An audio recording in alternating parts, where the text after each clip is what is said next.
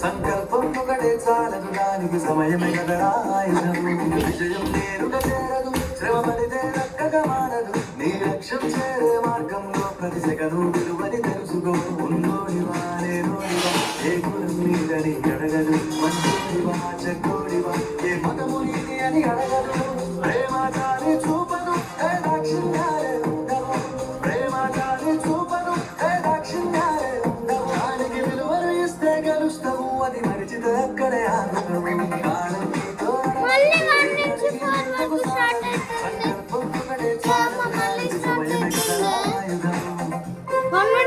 అయింది 16 సెకండ్స్ అయినా కాదు అదే